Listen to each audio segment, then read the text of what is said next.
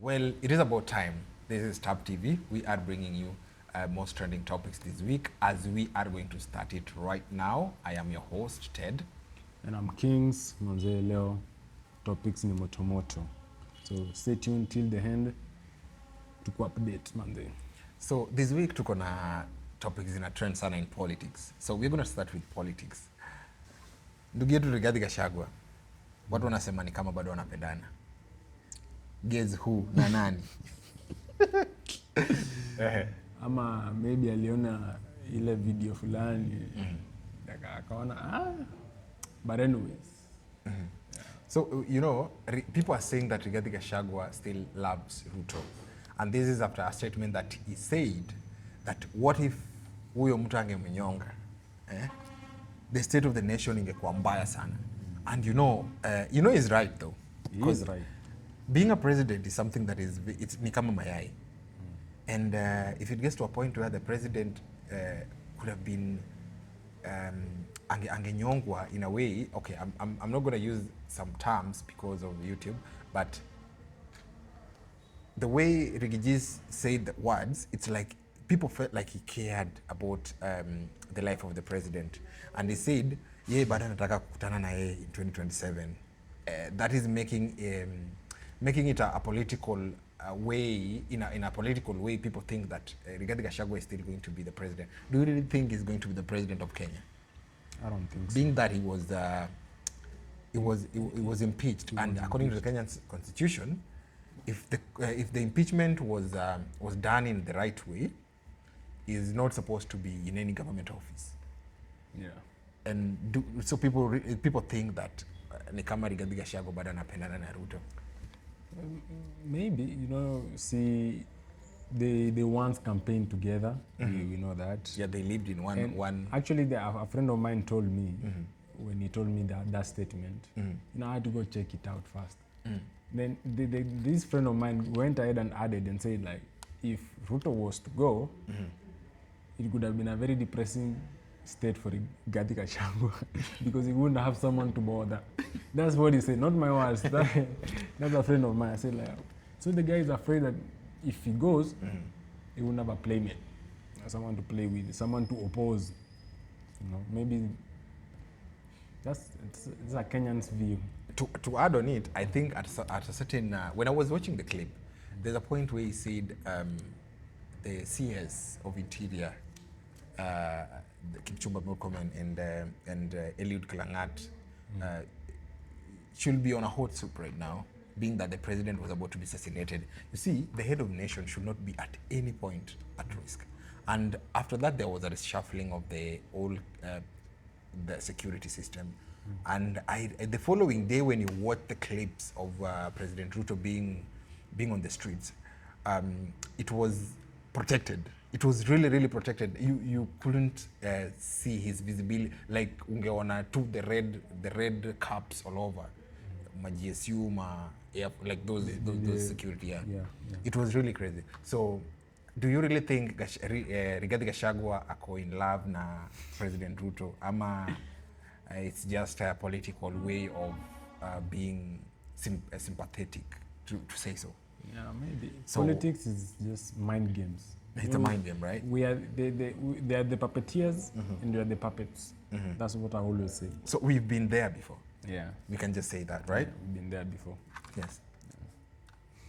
So now to the next issue is something that's very concerning. Something that has cost me some kind of, let me say, I'm in a state where I'm like, is this actually happening in Kenya right now? The human trafficking, if you've heard of it. There's a lot of cases of children missing. And that's something that's happening while some things like the financial bill is happening, let me actually talk about the financial bill first before we even go to the other sensitive topic of human trafficking. The financial bill, I think it's yet to be passed, still. Yeah. Actually, I think it's in the last phases of discussion, public participation, and I've had Mbadi, CS Mbadi, saying that financial bill can never be a secret. I mean, the financial data can never be a secret, sorry. The KRA. Now, KRA is coming in and it's going so hard, especially, I don't know whether it's this is affecting normal mwananchi or it's affecting the people who owns the horns of Kenya. Because you see, there are those people who own a big big part of Kenya, and I think they're the people Mbadi is trying to refer to.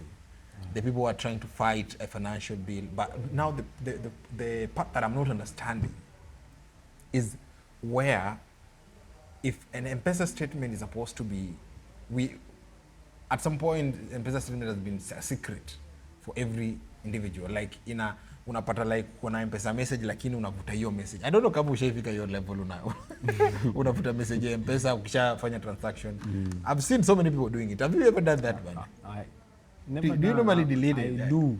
Mimi ukiingia kwa simu yangu hizo na M-Pesa message. Really? Yeah, you can never see. I think I keep all my M-Pesa messages. Since back, when I buy a new phone, I always transfer all my M-Pesa messages to my phone. What KRA is trying to do right now, according to the finance bill, I think ni kama inataka ku take control of that. Like ukitoa, maybe according to my own understanding, I don't know, can somebody just come into the show and explain what finance bill is? Because to me, na feel ni kama sielewi pati ya hiyo KRA coming in to our M-Pesa. That is the only thing yenye nasikia hapa. Like me as a Gen Z sielewi history ya ikitu vizuri. Kama mtu anaweza come in to explainie vile ikitu iko, inaweza kuwa poa. Imagine someone wants to access my M-Pesa messages na mi wana delete ndo nisione how broke I am. You know, I just delete the messages instantly. Juu M-Pesa iko na dot moja, hata si koma, iko na dot 0.97.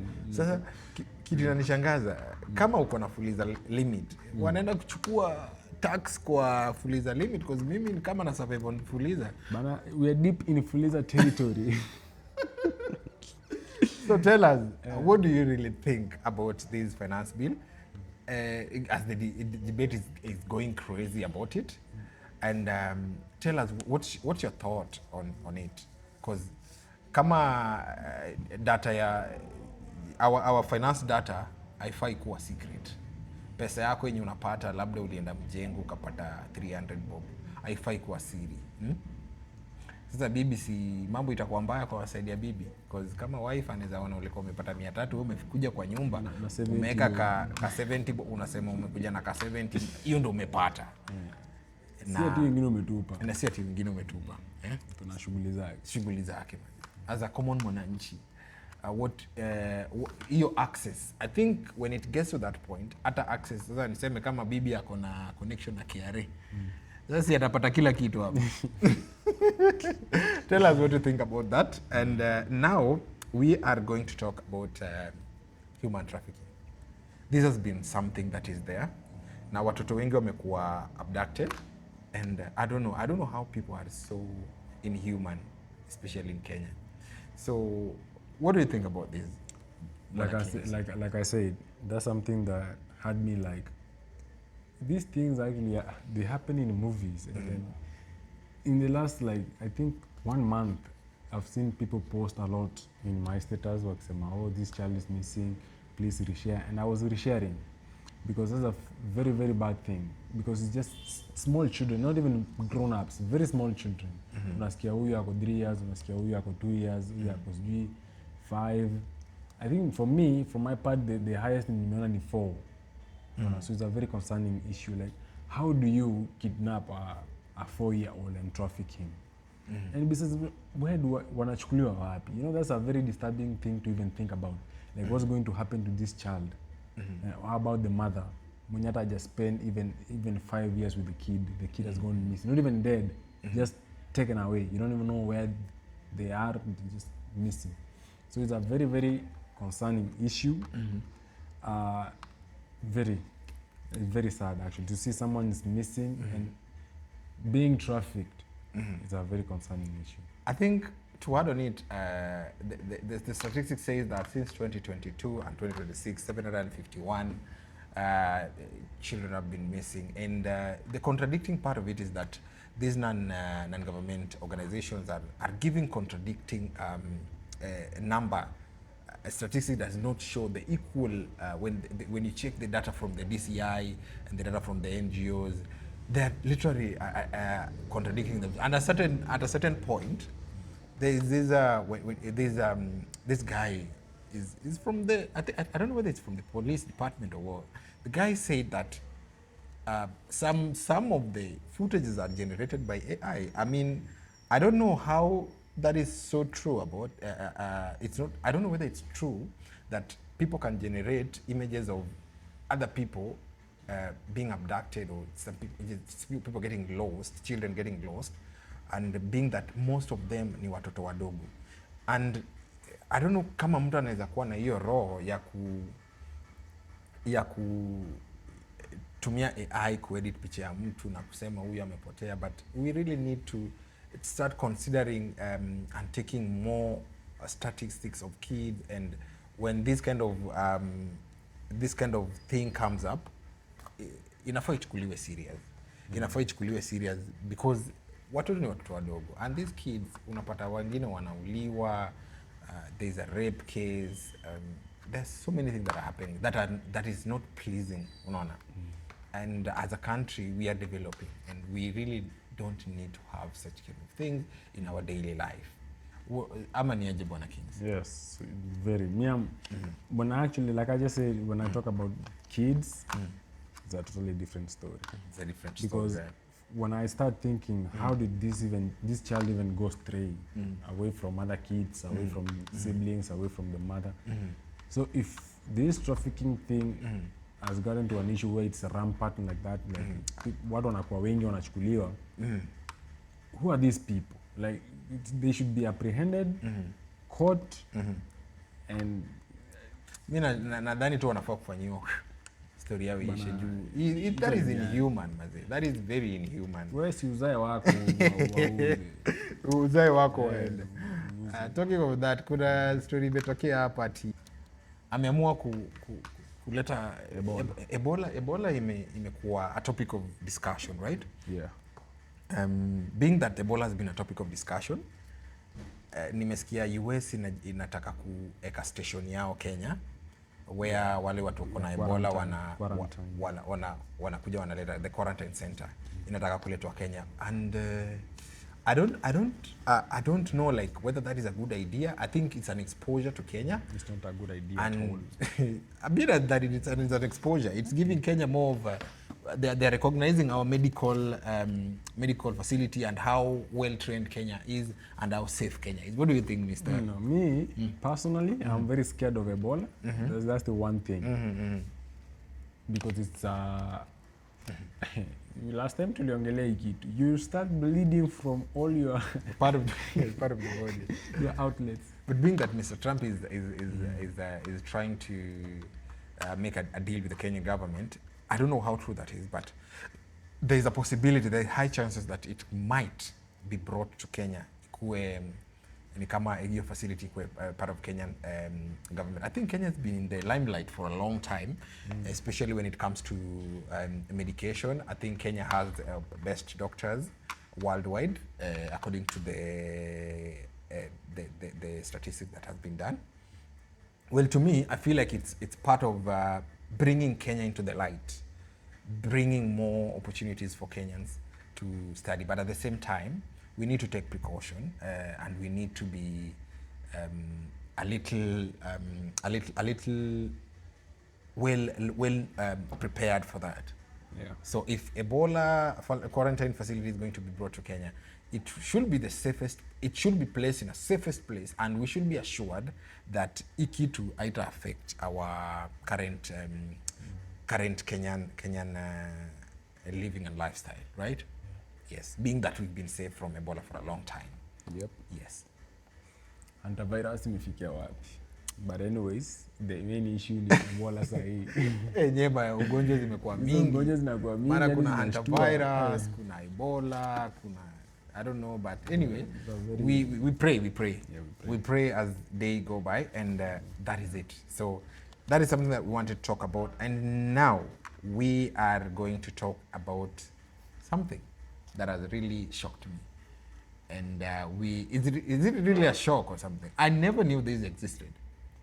Now we are going to entertainment. And I really never knew that there was sports for the dwarf. For the short.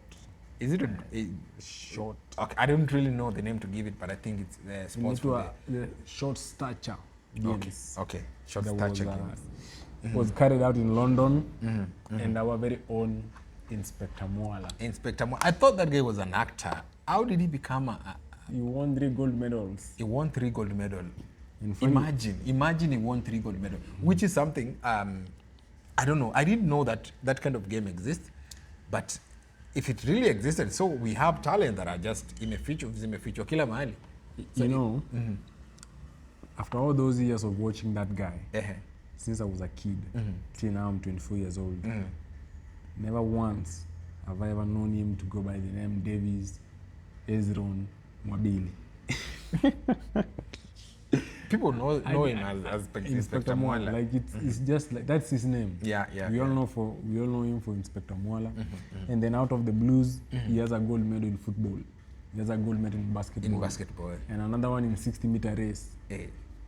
Like, so this guy can do a lot of things. He has really brought us into the limelight there, and I think he should be celebrated. You know, Inspector Mwala, I think maybe hiyo mbio na kuwa footballer na nini imetoka juu ya acting kama polisi. Unajua polisi kama unakaa polisi lazima uko unakimbia kila time. But anyway, we are celebrating him. He's done us proud, and we really celebrate Inspector Mwala for this. Thank you so much for bringing us into the light again. I don't know whether hizo goals zinaweza uzwa by the way. Kama zinawezekana pia inaweza. Unajua growing up watching the guy, nilikuwa nadhani he was a policeman for real. Well, I trust me. I knew this guy was a policeman. Because imagine I've watched him when I was in Raima, and then the show is still on. But also in high school, the show is still on. Like shows that normally don't go this long because we used to watch zile. So zile telenovela za 6 zile za Corazon, zile Telemundo. Zinakuja zinaisha. Ingine inakuja inaisha. And the guy is still on different episodes. Hata hakuna repeat. Like this guy has to be a policeman. He has to be a policeman. And actually, let me tell you, if you could have taken me out of this place na nipate Inspector Mwala kwa barabara na anistopishe kama I'm driving or something, na shuku ningekuwa right now ningekuwa like naweza stop na niseme nyenye nimeshikwa leo na polisi because I thought it was an inspector until it started.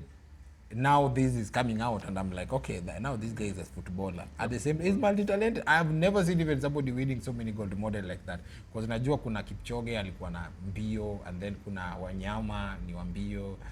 Wanyama is a footballer, right? Wanyama is a footballer. These are the guy from Wamanyala, yes.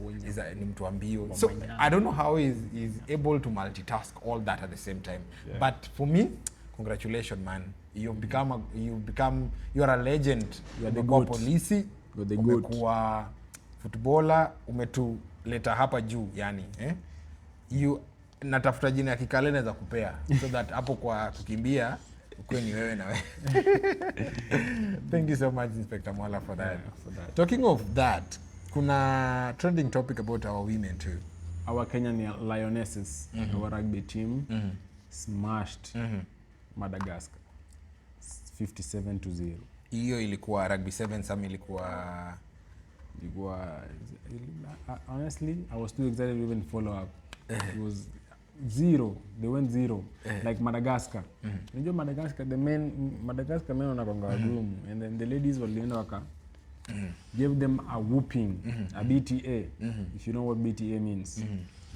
0 nakwambia. 0. Yeah, those are the kind of women we want in our country. Yeah. The kind of ladies we want. Actually, in sports though. Kenya sports is really something that is always putting us out there. Yeah. Ukiangalia side ya especially Kalenjins, man, like wamekuwa kitu present pale.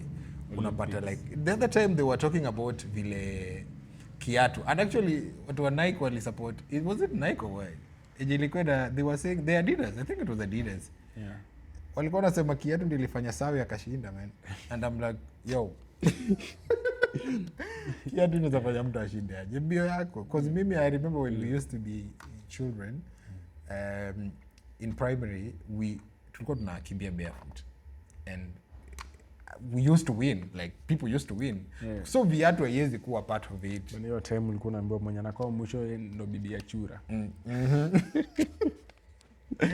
So congratulations to both our teams, and we really celebrate you. And something that has been also trending, watu wamechinja mambuzi hapa nje for our Muslim people. Kipchumba Murkomen alitupatia holiday hapo, and so far the holiday imekuwa vizuri, and naona this has been trending, and Eid Mubarak imefanyika, and I say happy for every Kenyan, because hii tuna celebrate. Unajua sasa uzuri ya Kenya ni moja, whether wewe ni Muislamu, wewe ni Mkristo, we still celebrate this, we still celebrate it. Tunakula mbuzi huku, ikifika time ya Christmas tunakula huku. Ile time Waislamu wanapiga hizo sherehe zao, tunakwenda hapo na kakanzu. Leo naye mbona hujavaa yako leo? Leo nimekuwa na kazi mingi, man. I've been busy, been all over. I've been also cooking up these topics for you guys. So kawe ni Muislamu ni akeka kitu bana. Yeah. So mimi honestly nimekula mbuzi. I was in town. Kula mbuzi man. Trust me. Huwezi bebea brother mbuzi. Nilikuwa ya jirani. Mimi tunajua sasa Waislamu ni marafiki wengi. I'm friends to Muslims. So those are the most trending topics this week, and I was your host, and I'm still your host, Ted from Tab TV. Keep tuning in and subscribe to our YouTube channel for more updates like this. Yeah. Manze, till next time, mimi ni Kings. Na watu wangu Arsenal, I'm still with you guys. You will not win. You will not win. And also, I want to apologize for Kenyans. I will not be playing for Kenya in the World Cup 2026. See you next time. Damn. Yeah. Okay. Thank you so much, our guys. Make sure you subscribe. Sure. It is about time.